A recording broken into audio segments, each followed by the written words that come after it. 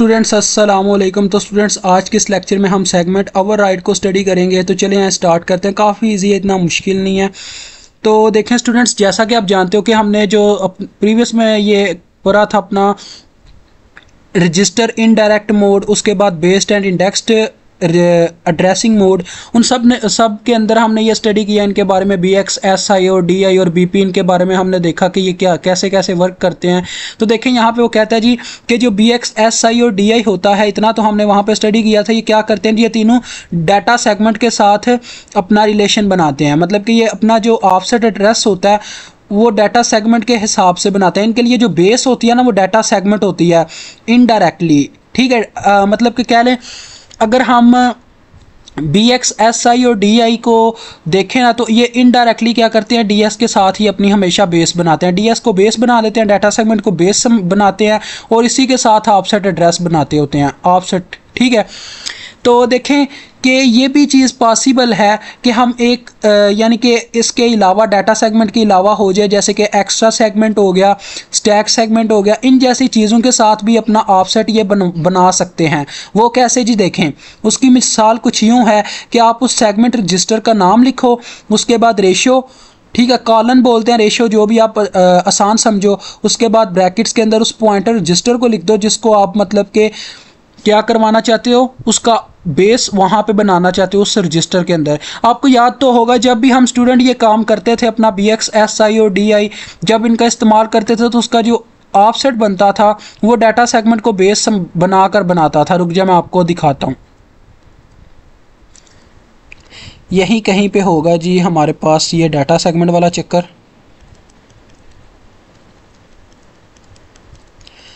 तो स्टूडेंट्स अभी आपको मिल जाता है ये देखें, ये हमने यहाँ पे पढ़ा था कि इसमें क्या होता है जी, ये तीनों का जो ऑपरेंड होता है सेगमेंट नंबर, वो डाटा सेगमेंट में जाता है। मतलब कि ये यहाँ पे बेस की बात कर रहा था। इनकी जो बेस बनती है ना, वो डाटा सेगमेंट में बनती है इनडायरेक्टली।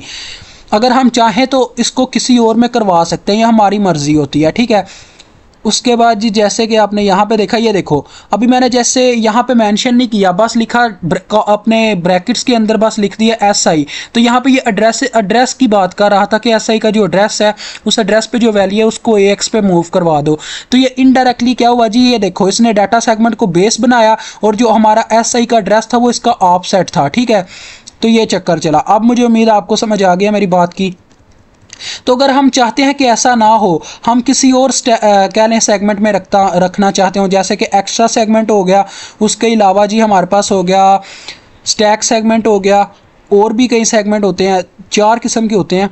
तो ये देखो ये वैसे ही नज़र आ गया आपको। देखो अगर हम चाहते हैं कि स्टूडेंट एक्स्ट्रा सेगमेंट उसकी बेस बन जाए हमारे SI की जो भी वैल्यू है। अब फॉर एग्जांपल एक्स्ट्रा सेगमेंट के अंदर हमारा एलिमेंट पड़ा हुआ है। ठीक है, एक्स्ट्रा सेगमेंट के अंदर हम चाहते हैं कि इस मेमोरी लोकेशन, एक्स्ट्रा सेगमेंट की इस मेमोरी लोकेशन से हमारा एलिमेंट उठ के AX में आके स्टोर हो जाए।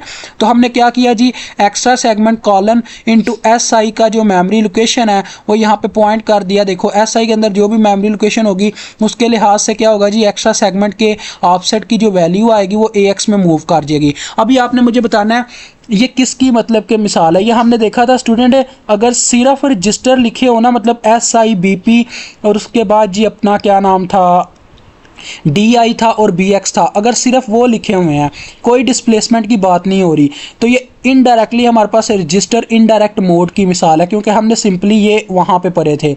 आगे देखो ये कहता है इनको हम मतलब कि बेस्ड और इंडेक्स्ड एड्रेसिंग मोड में भी इस्तेमाल कर सकते हैं। वो कैसे जी, देखो अगर ऐसा हो कि यहाँ पे डिस्प्लेसमेंट भी आ जाए स्टूडेंट, जैसे कि आपको याद होगा हम डिस्प्लेसमेंट कैसे लिखते थे, अभी प्रीवियस हमने अभी स्टडी किया है।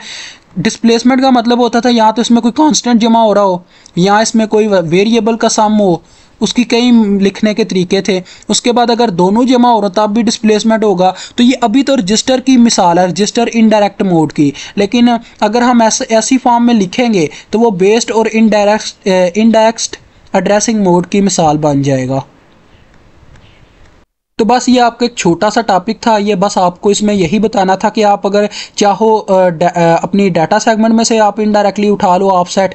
ठीक है, और अगर चाहो तो पॉइंट करके एक्स्ट्रा सेगमेंट में से ऑफसेट उठा लो। ठीक है। ये ऐसे ही है स्टूडेंट, डाटा सेगमेंट एक अलग आपका लाइब्रेरी है, ठीक है, एक लाइब्रेरी है जिसमें एक डाटा सेगमेंट का आपके पास बॉक्स पड़ा हुआ है और एक एक्स्ट्रा सेगमेंट का है। तो इन दोनों में आप चाहते हो कि डाटा सेगमेंट में आप चाहते हो बुक निकालना वहाँ पे इंजीनियरिंग की, ठीक है, जबकि एक्स्ट्रा सेगमेंट में इस्लामिक बुक्स पड़ी हुई हैं, वहाँ से आप 5वीं बुक उठाना चाहते हो। तो जो एक्स्ट्रा सेगमेंट है ना वो बेस है, यानी कि वो बता रहा है कि यहाँ पे इस्लामिक बुक्स पड़ी हुई हैं। डाटा सेगमेंट में डीएस जो होगा वो भी बेस होगी, वो बताएगा यहाँ पे इंजीनियरिंग बुक्स पड़ी हुई हैं। आगे जौन सी बुक आपने उठानी है वो ये एड्रेस बताएगा कि 5वीं बुक मैंने उठानी है। आगे समझ मेरी बात की? तो काफ़ी ईजी है, इतना मुश्किल नहीं है। इस तरह से सोच बनाओ तो आपको इंशाल्लाह ईजी रहेगा। तो इसको जैसे हमने लिखा हुआ है ना, मूव ए एक्स कामा, ए एक्स इस वक्त मेरा हाथ है जैसे मैंने मिसाल दी है, और यहाँ पे लिखा हुआ है ई एस यानी कि इस्लामिक बुक को उठाओ। मैंने फॉर एग्जांपल यहाँ पे एस आई का जो एड्रेस है वो 5 आ गया, ठीक है। तो 5वें नंबर पे जो बुक पड़ी हुई है ऑफसेट, यानी कि 5वें नंबर इसके बॉक्स में 5वें नंबर पे जो इस्लामिक बुक पड़ी हुई है वो मेरे हाथ में आ जाएगी, ठीक है, मूव के फंक्शन से। तो यही चीज़ आपको मैं मेन समझाना चाहता हूँ। अब आपके अगर जहन में कोई स्टूडेंट जो शक की गुंजाइश है ना वो नहीं रहनी चाहिए, क्योंकि जितना ये अच्छी मिसाल है ना आपके लिए ये इस्लामिक बुक और ये बुक्स लाइब्रेरी वगैरह की, इससे अच्छी कोई मिसाल दे नहीं सकता। होने को तो कुछ भी हो सकता है, कोई भी मिसाल दे सकता है, लेकिन मेरे ख्याल में तो ये आपके माइंड को सेट करने के लिए बहुत अच्छी मिसाल थी। तो चलें इंशाल्लाह नेक्स्ट लेक्चर में बात करेंगे नेक्स्ट टॉपिक पे। अभी आपसे इजाज़त चाहता हूँ।